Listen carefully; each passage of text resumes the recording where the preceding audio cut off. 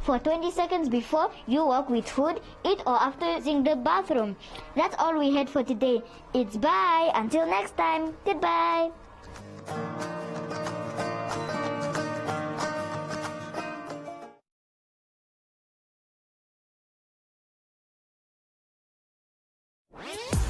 It's the best and most entertaining evening show on radio. Adora and Ashorn on your inspiration station. Your inspiration station. Woo! 99 FM. In the news tonight, City of Windhoek secures 155 million Namibian dollar loan for new power substation to avoid load shedding.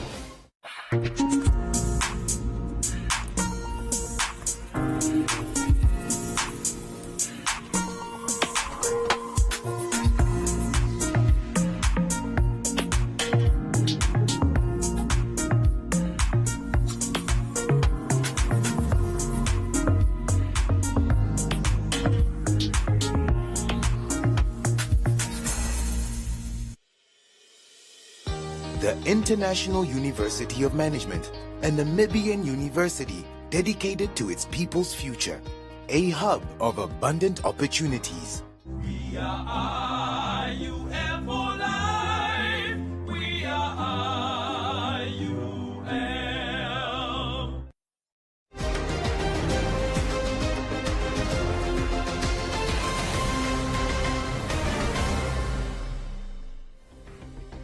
Good evening, I'm Nason Marenga. In the news tonight, MTC defends collection of fingerprint and facial biometric data. Conscious Millennials creates a safe space for cervical cancer survivors. Agriculture Ministry satisfied with sector's development. And Business on One, Comments Corner, Sport and the Weather.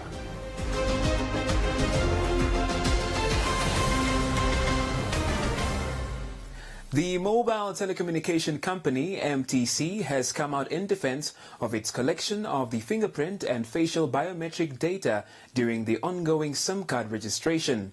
MTC said this is in line with local and international regulations.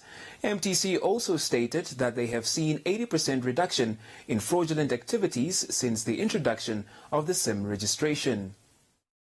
MTC has been criticized over the collection of facial and fingerprint biometric data in the absence of legal framework that protects such data. Speaking at a press conference today, the Chief Legal Compliance and Risk Management Officer, Patience Kanalelo, said the operator has been storing the data and identities on a safe cloud for 27 years. This, Kanalelo said, in accordance with the draft Namibia Data Protection Bill and adheres to the African Union Convention on Cybersecurity and Personal Data Protection. Data, private information is your ID. It's your name and number, your sex, where you live. That's the normal information you need to give for SIM registration anyway.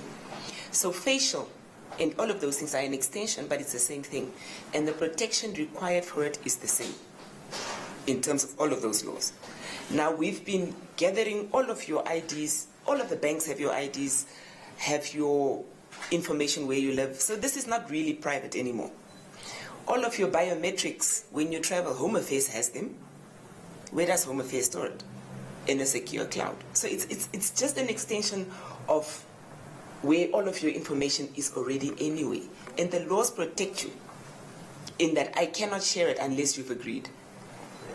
So it's not new for us to store your personal information. We've been storing it for 27 years. There's nothing in law that prohibits this happening. So what the regulator was saying is that SIM registration does not require biometrics. So we've just gone a little bit further to protect you and us. MTC's Chief Human Capital Corporate Affairs and Marketing Officer, Tim Ekanjo, added that through Verify, a tool which is used to help the company know who their customers are, will play a big role in making sure that during the course of business, they will not be defrauded by customers presenting false identification documents. He added that customers will also be protected from cybercrime. It gives every customer digital identity. It involves the collection of biometrics data where we take your fingerprint and then also your facial recognition. And as MTC, we've adopted verify as a condition of sale for all our services. And this is really to protect our business, but also importantly, we have so many customers that have defrauded MTC, and maybe not just MTC, other businesses as well, by coming in with false identity documents. And there's no way you can verify when somebody comes and say, yes, my ID, and that identity document is false. Since we've implemented Verify, and as part of SIM registration, we've reduced fraudulent activities by at least 80%. Ekanjo further urges their customers to go and register their SIM cards. He said so far MTC has registered over 969,000 SIMs, while targeting 2.6 million customers to be registered by end of the year.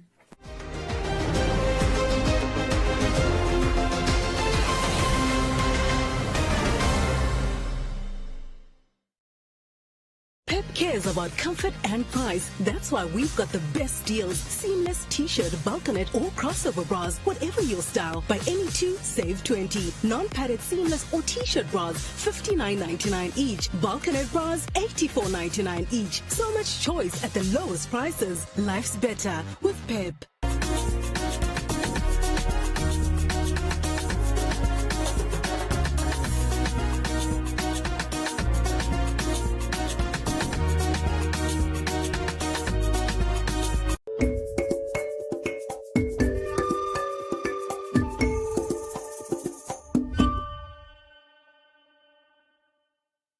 A women-led civil society movement called Conscious Millennials has created a safe space for cervical cancer sufferers to share their stories.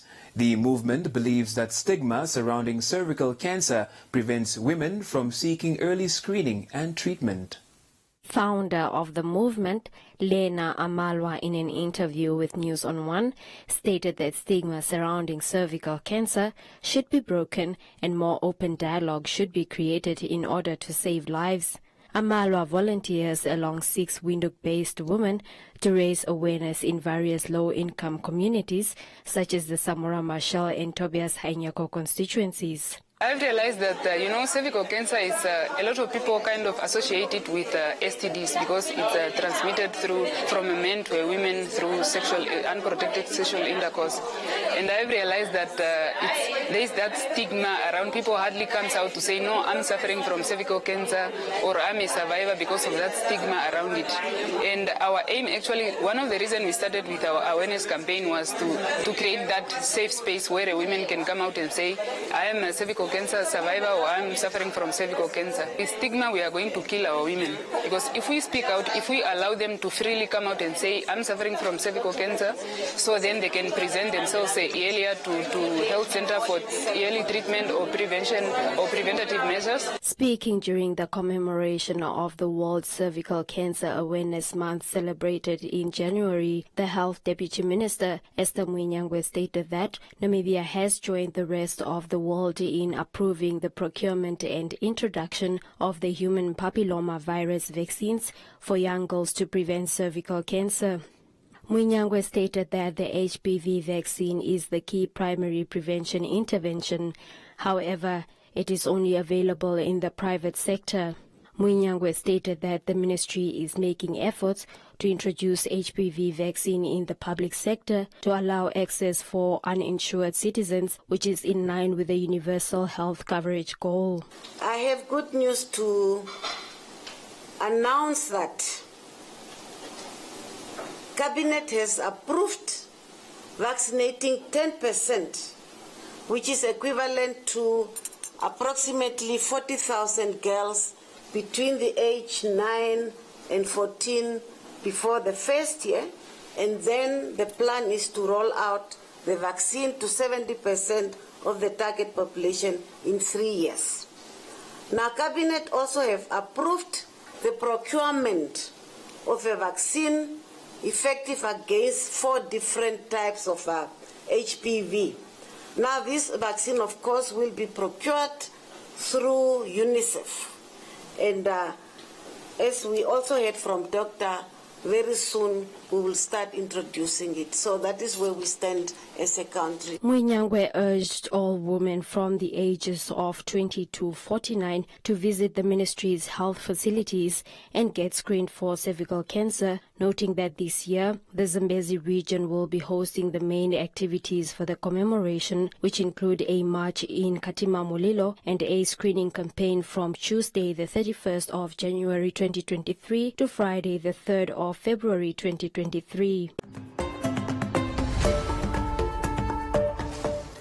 The Deputy Minister of Agriculture, Water and Land Reform, Anna Shiweda, said agriculture production has done exceptionally well last year.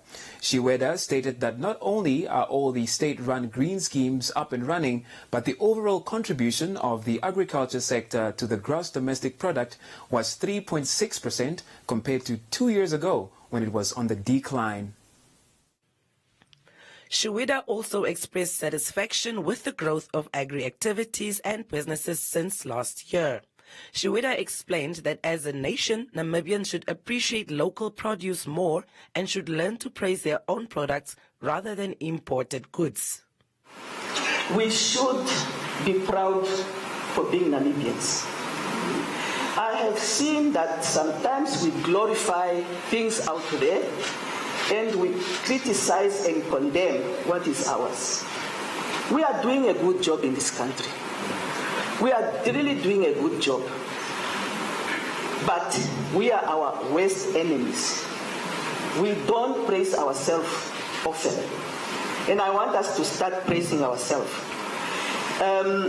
The ED has indicated, or the minister, that the green schemes are now green and not brown. But we don't see these things. We only see what is coming from outside Namibia. Why don't we see our green schemes and we start really praising ourselves? In addition to Shiweda's remarks, the Agriculture Minister, Carly Schlettwein, stated that the green schemes are finally living up to their names as they are finally green instead of brown. I'm very pleased to note that economic developments showed moderate growth in the agriculture sector. Our GDP contribution was getting smaller and smaller. We are now growing again, and we are growing by 3.6%. I believe that that is a great achievement to have turned around a huge sector that was and still is under-resourced, suffered drought, suffered COVID, the impact thereof, and suffered from a change in agricultural practices, especially both in the livestock and the crop production sector, that did not contribute more and more to the GDP, but reduced the contribution. We managed altogether to turn that around, and we are growing. We are now having a much better prospect to make lives of those 70% that depend on our activities better. Schlettwein said this year the ministry will improve the operational capacity of green schemes and address vulnerabilities caused by external shock such as floods and disease outbreaks. We are better utilizing resources, we are better coordinating effort, and we have better impact out there.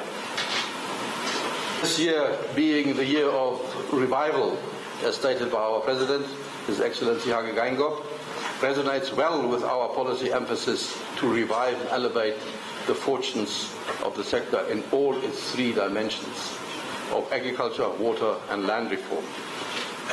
We in the Ministry of Agriculture, with these three sectors, have the basic responsibility to make an impact in the real economy. That's where our people make a living from. The minister and deputy both agreed that continuous efforts of farmers to grow food and produce high-quality beef has not only turned the contribution to the GDP around, but has unmasked Namibia's potential at food self-sufficiency.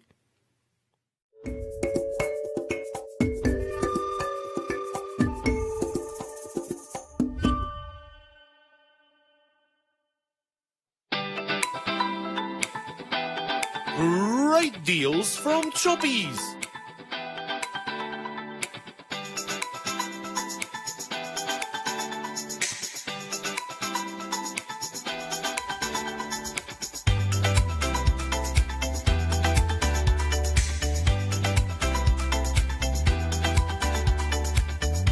Choppies, great deals for your money.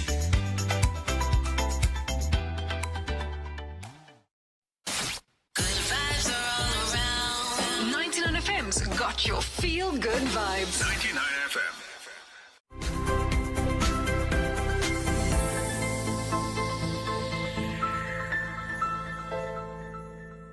Welcome to this evening's edition of Business on One.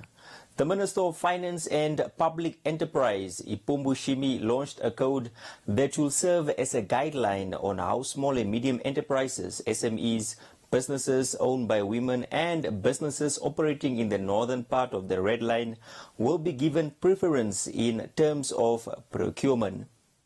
Speaking at the launch today, Shimi said that the ministry wants to promote sustainable businesses that will give value to the government. With the Code of Good Practice, Shimi stated that the tool will stimulate and empower industrialization and economic activities in the country. So these are the three components of the code. So local suppliers, SMEs, and those that are operating on the northern side of the cotton fence. So the preference is in terms of price. If you are competing, let's say you are a local supplier competing with an international supplier, your price can be a little bit higher than an international supplier. So the code allows up to 10% difference, not more than that, because we actually want to promote sustainable businesses that are going to give value to government. Because you should know that, the whole principle behind public procurement is value for money. So government and the public must get value from your service, from your goods.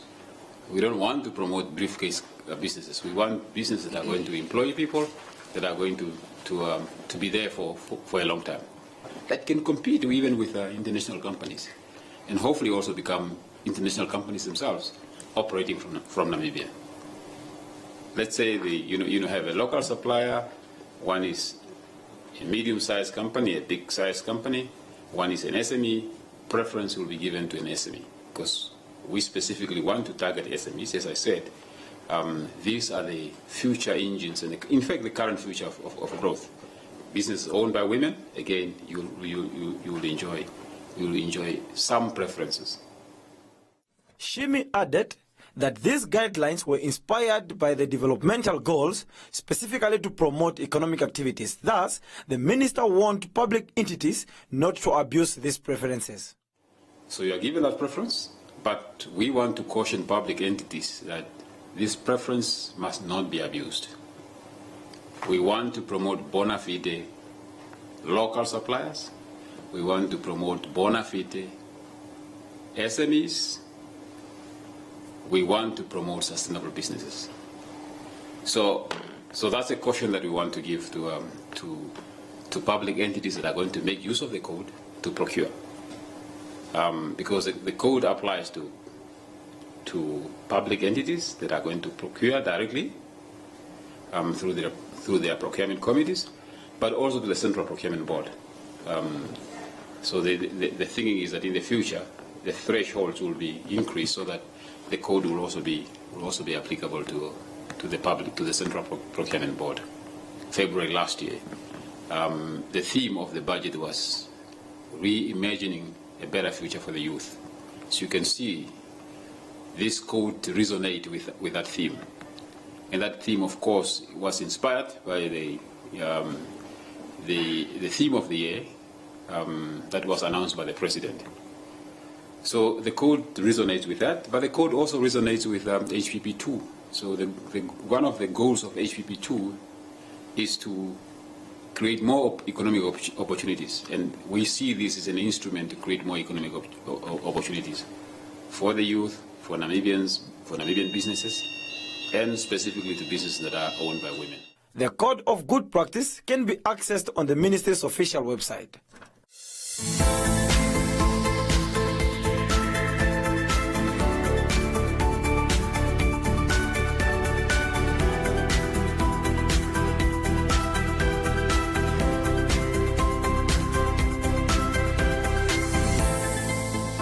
And that is all we have for you. Be sure to follow us on our social media pages for more on business news.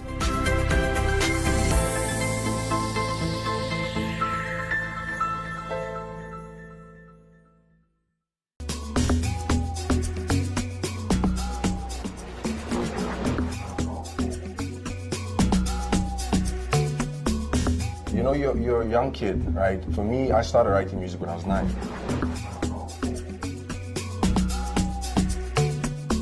I don't like going into something. See, when I came in the music industry, I didn't want to lose.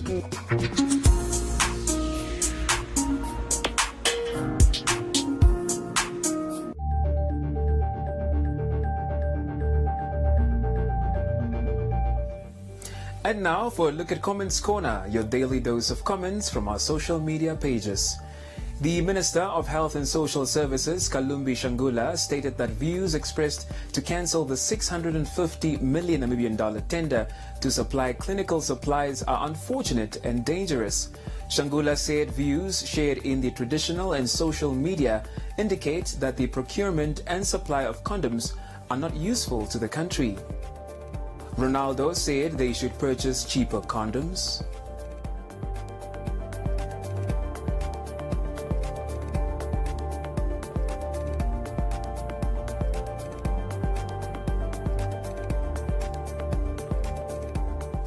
Dosap said being faithful is simply the best.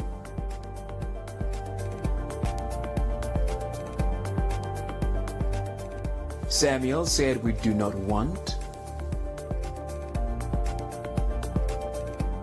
Theophilus said he is very angry. Leo does not see why these particular condoms are so special. That is all from Comments Corner. Be sure to engage in our stories on our social media pages for broadcast on News on One.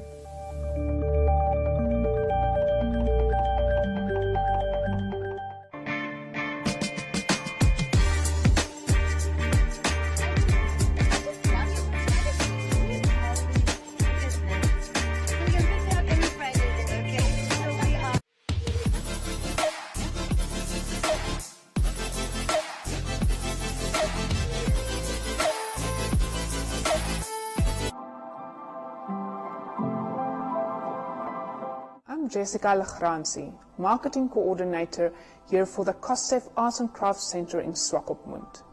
We started our journey in 2009 already, and as part of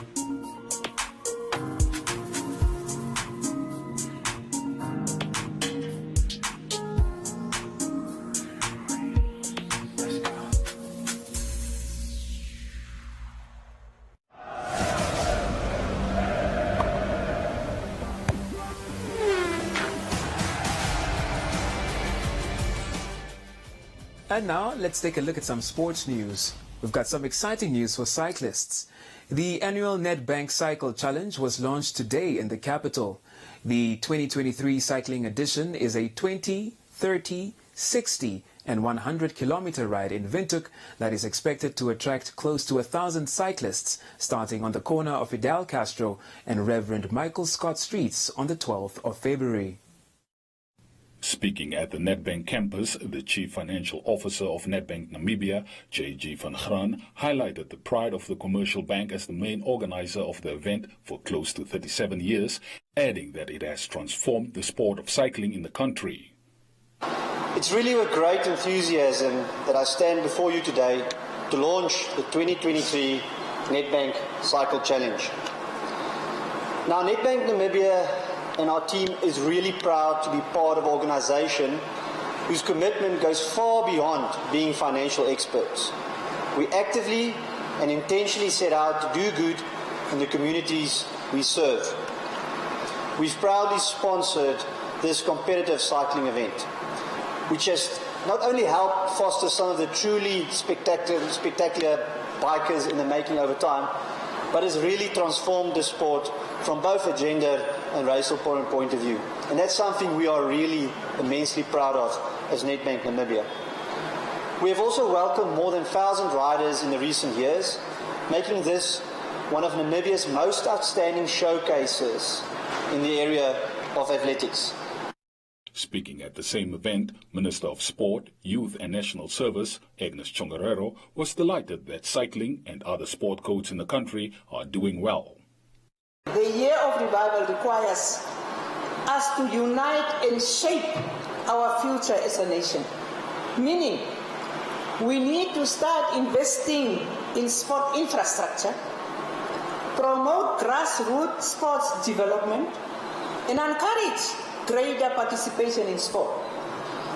It also includes supporting our athletes and teams as they represent our nation on the global stage. As a ministry and a minister in this country of sport, I'm proud to say that sport in Namibia is thriving. Therefore, we thank our athletes, coaches, and administrators who have proven time and time again that they have what it takes to compete at a world stage. Chongarero was adamant that youth development sport programs at school level must continue to receive a high level of priority. Studies have shown that children who participate in sport perform better academically and have better attendance rates. In Namibia, we have seen firsthand the positive impact sport can have on education. Thus, programs that promote the integration of sport and physical activity into the school curriculum must continue. The organizers of the cycling event called on interested cyclists to register on the Cycling Challenge Facebook page or via the Nedbank website.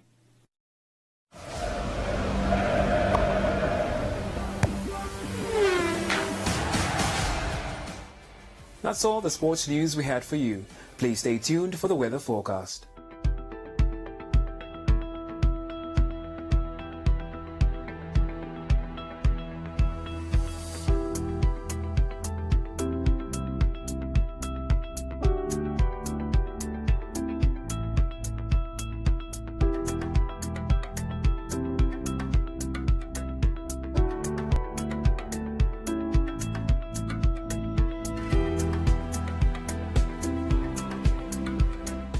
We have come to the end of tonight's edition of News on One. Don't forget to follow us on our social media platforms. From me, Nashon Marenga, and the rest of the team, it's good night.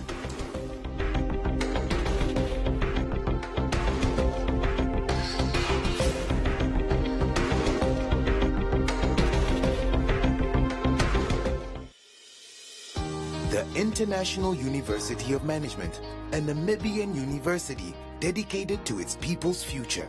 A hub of abundant opportunities. We are IUM for life. We are IUM. Thank you for watching this show on One Africa. Because you are part of our One family, your voice is very important to us. Please take a moment to rate this show by scanning the QR code on your screen now, and you can stand a chance to win fantastic prizes every month. T's and C's apply.